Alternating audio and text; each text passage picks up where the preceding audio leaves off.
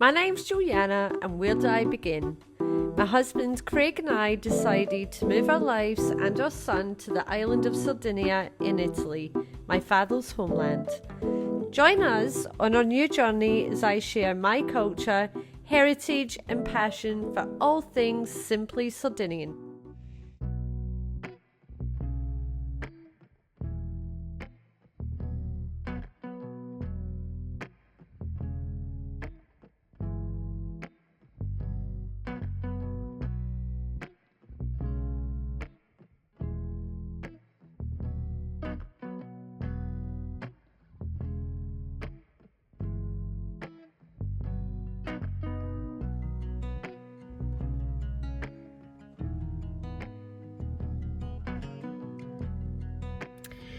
It is Thursday morning, and that means it is market day in town.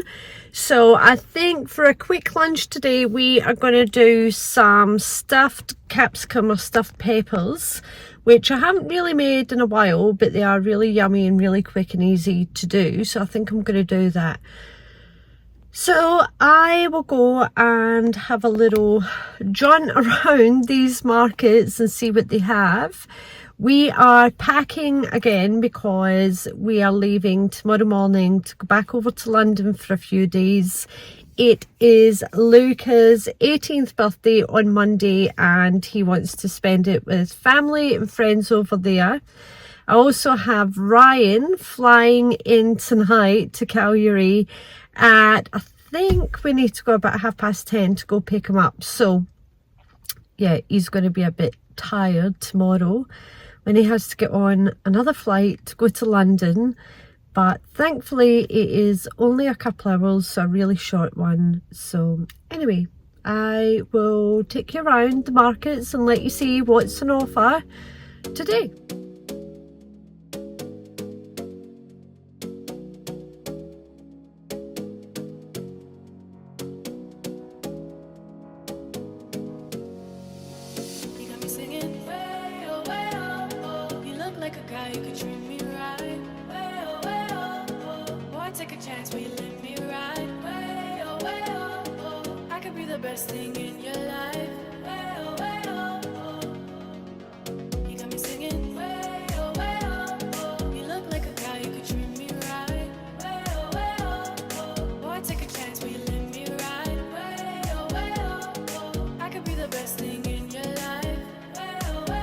That was just a little bit too windy to get much footage on, so I will take you home and show you the stuffed pepper recipe.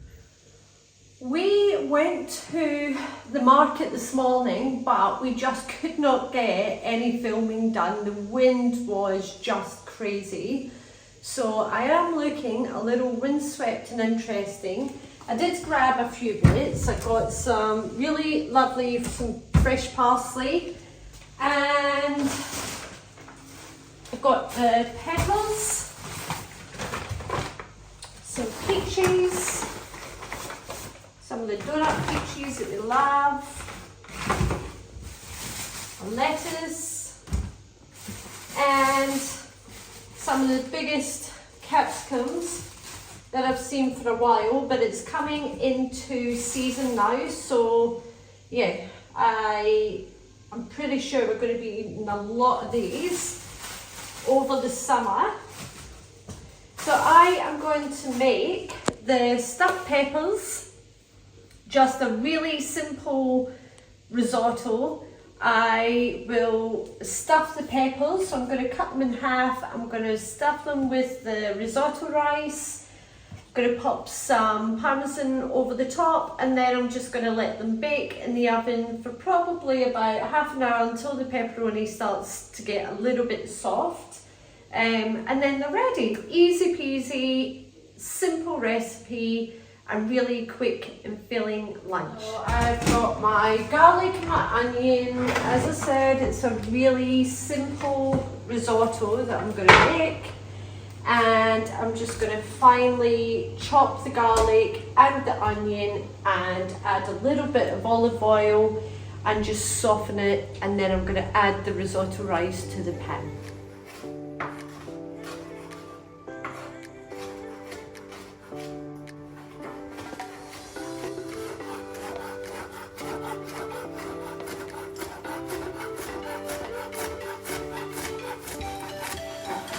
So I was a little bit flustered and I've only gone and sliced the capsicum the wrong way.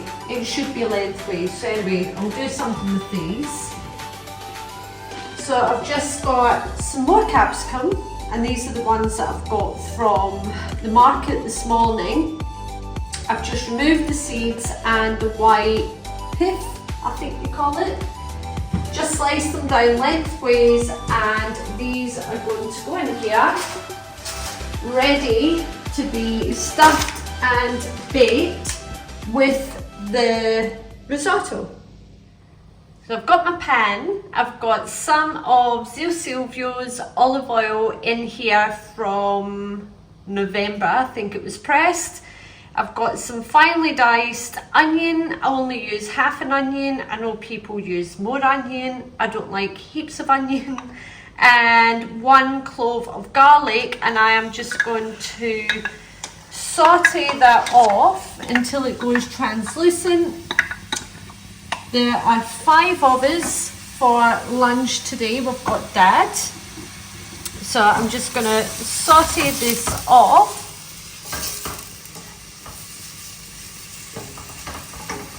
I also had a couple of zucchini that I had in the fridge. These were white zucchini that just had to be used. So I'm just going to pop these in. I've just finely grated them. So I'm just going to add that in.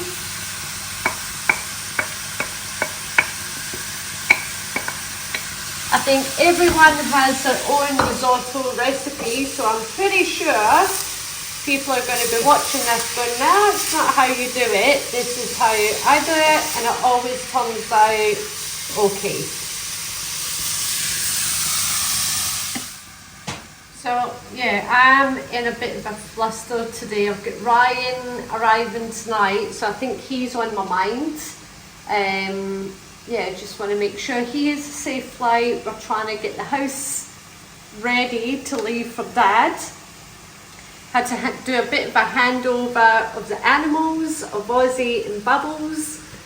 I want to make sure that Dad doesn't kill all my flowers, which probably I've got a bit of a cheek even saying that to him, given my past history. And yeah, amongst everything, I've cut the capsicum wrong. I thought I had rice, I didn't have rice. I had to send Craig up to go and get some risotto rice, but anyway, gonna get there, Gonna see my boy tonight, and then I can just breathe again. But anyway, back to the risotto. So I don't really measure this out. I just go by, eye. So that is probably not even a third of the pack, and there's 800 grams in that, so what would that be? About 300 grams I've put in. So I'm going to just make sure this toasts nicely.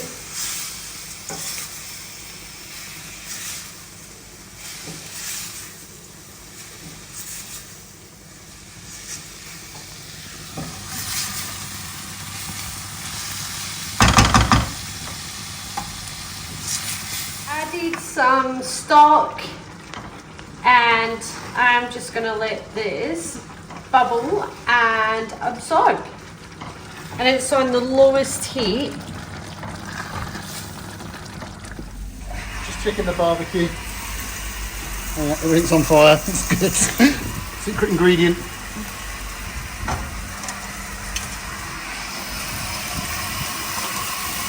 It's rather embarrassing not being able to barbecue if you're in Australian, right? Oh wow. It's looking good. What ingredients is this?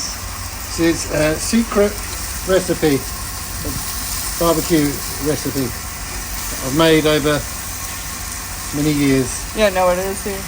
Yeah, of course it is. But it's a secret. I can't reveal the secret. And the Heineken? And the Heineken, that is also not such a well kept secret, but it's essential when barbecuing. Heineken, Ikanusa, whatever's at hand. So this has cooked, I am going to add a good knob of butter. And I have got a mix of cheese. You can use, well, I think it's normally Parmesan that they add to this. This is a mix of, I think, Grano, Parmesan and Pecorino, so it's going to have a little bit of a bite. And I'm just going to emulsify this with the butter and the Parmesan.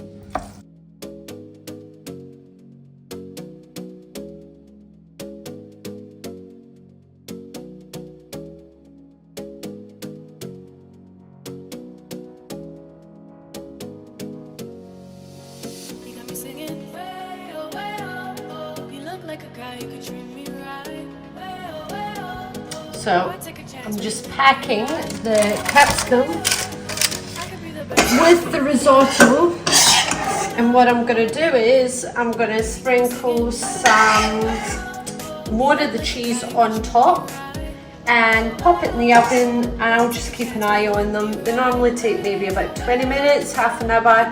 The rice is cooked, so it's just until that capsicum or pepper starts to soften round about it.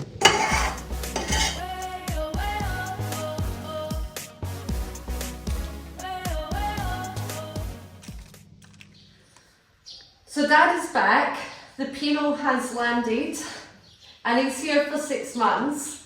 So for those that are newly joining the series, I thought we would take an opportunity to introduce my dad, Pino.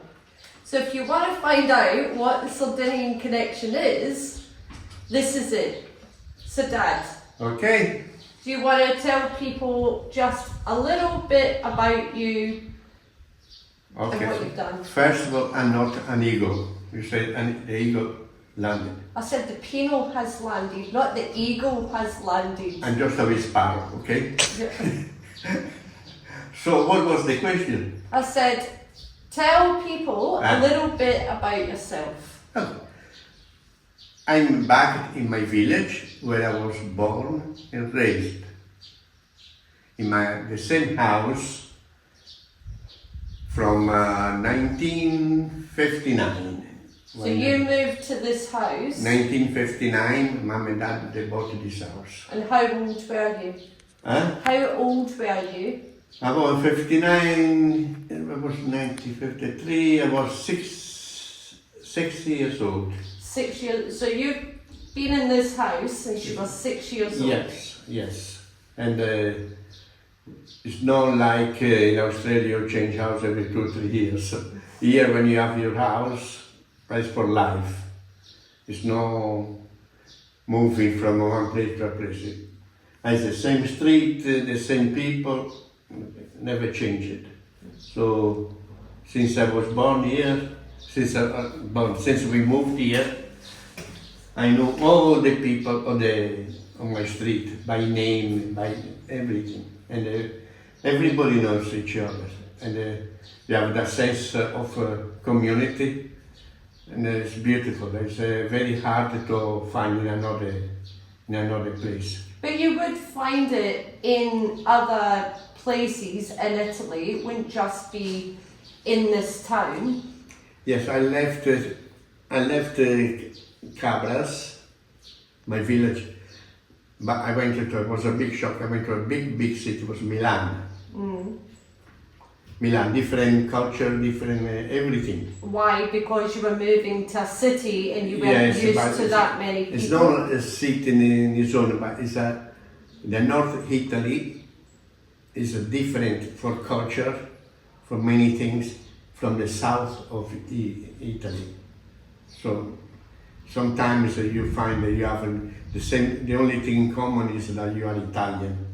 But if you look and check everything, it's different.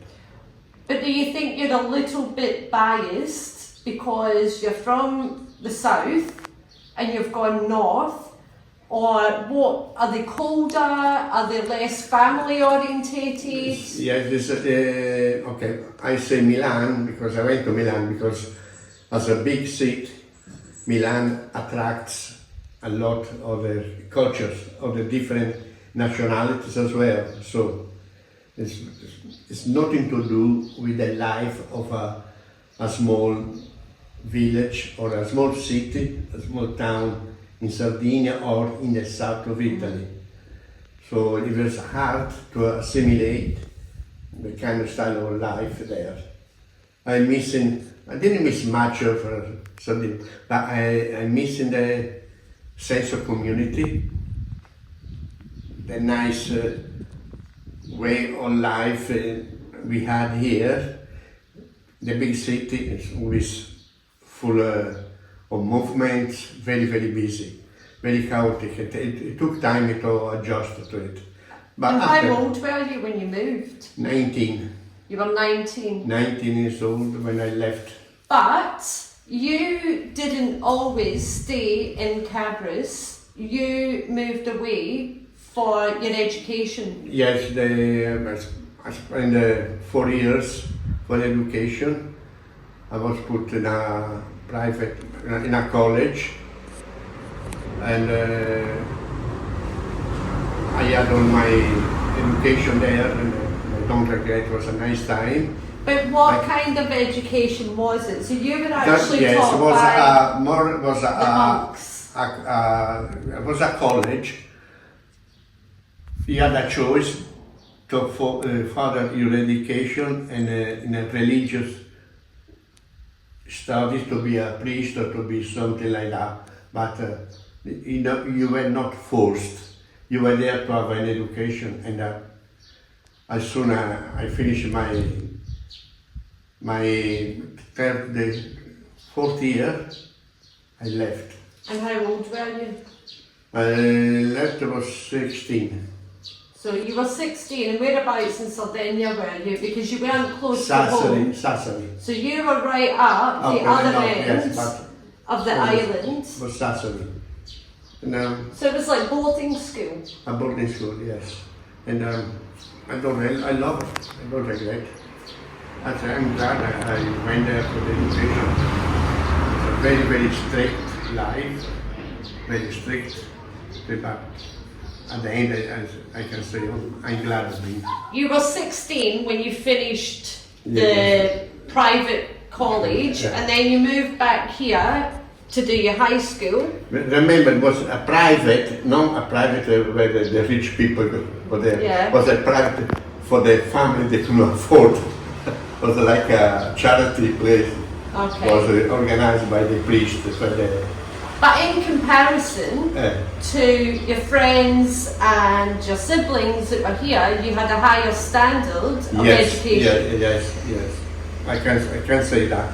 And you learn a lot, because they teach you a lot, not just the school, but they teach you the way of life as well, the way you need to act in society and things like that. Was very, very, very. So we've covered your education. Moving forwards, when or why did you decide to leave Sardinia? Okay, I went to the army.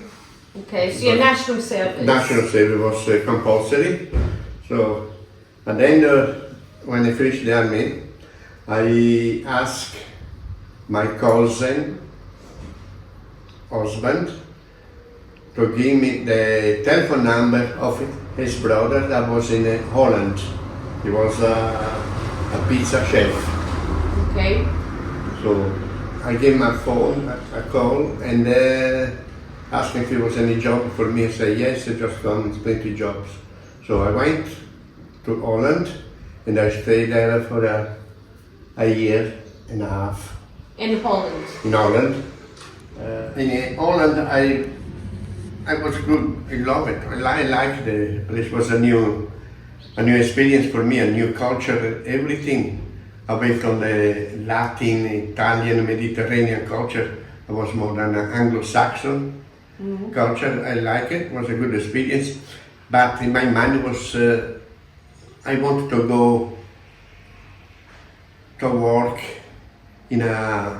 on the boats, on the ships, because my oldest brother worked on the boats, and every time he sent a postcard, he made me try to say, I want to go to the boats, I want to go and work But what there. kind of boats? Because it wasn't fishing boats. I was was it? at the big commercial boats. What, like the merchant navy? Merchant Navy, Merchant Navy, cruise lines, things like that. Because my brother used to send me postcards from Hong Kong, from Buenos Aires, and I said, oh my gosh. So it made me think and make me want to go and work there. I did apply for some companies, but they required the English language. I couldn't speak English. I spoke at the time perfect French, but no, they want English. So I said, I want to learn English. What I done is I went left my job, and I went to the Amsterdam airport. Schiphol, is it Schiphol? Schiphol airport, and I went to the British Airways desk, and I asked for a ticket. I also want to buy a ticket, and I asked him when was the next plane to Britain. I say to England, because Britain for us, England was Britain. And they say, no, we don't have one for England, we have one for Glasgow. I say, where is Glasgow? It's in Scotland. I said, in Britain. I said, yeah, hey, give me one ticket to Glasgow. So I went to Glasgow. And you never left? Huh? And you didn't leave? I went to Glasgow. I remember I took the bus from the airport. It took me to the city main bus station, and I walked with my luggage to the railway station, and I left my luggage there, and I took a walk around the city center, and I was looking to the Italian restaurants. And I went and asked if they need any staff. The first one says yes, I'm on the job. It was a Wednesday, I remember, and the Thursday morning I was working. I couldn't speak a word. The only thing I could say in English was, good night, I love you. That's the only words I could say. Good night, I love you. That's the only words I remember. So, and I started my adventure in Scotland. And how long were you in Scotland for? 25 years. I got married, I got my kids and everything. And then, what happened? Then what happened? We went, your mother, my wife, she had all our relatives in Australia. Aunties, cousins that she never met. So the relatives that left Scotland when she was not born or just a wee baby, she didn't remember. And so we decided to go on vacation to Australia. So we came here, we came in Australia was July, I remember. July was the winter in Australia and the summer in Scotland. But I said, it's winter here. I said, it's beautiful sunny days. I was with my shorts. I said, beautiful. I said, and it's amazing here. I said, look the weather. And I love it. But what do they say about the Gold Coast? Beautiful one day, perfect the next. Yes, that's it. I love it. I love it for the weather. I love because Scotland is a beautiful country, beautiful people. I love to live there, but the weather was so miserable. And I felt so sorry to my kids during the school holidays in the summer, college summer, that they were relegated to play inside the house and not outside because it was always raining.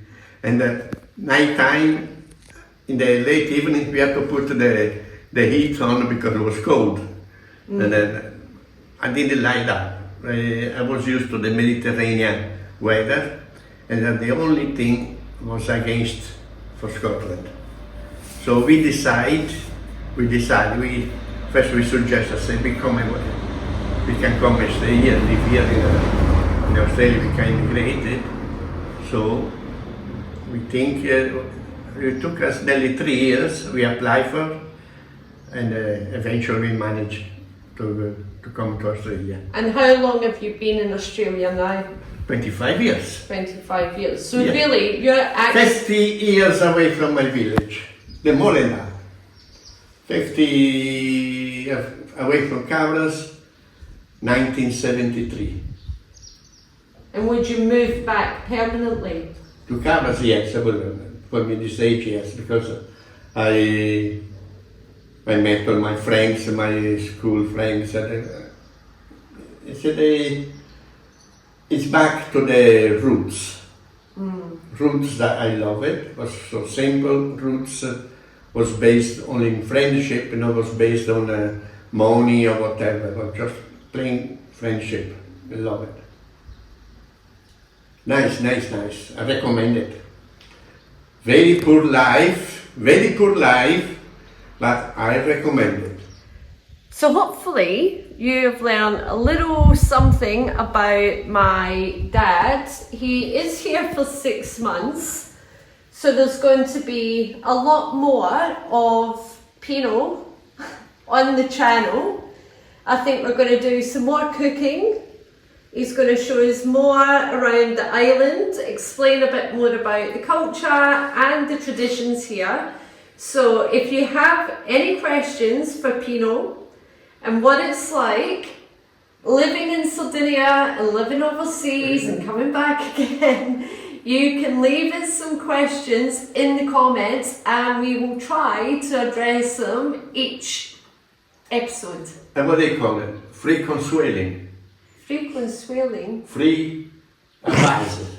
Free advice. I give you free advice. Pino pointers. Pino pointers, that's what we can call it.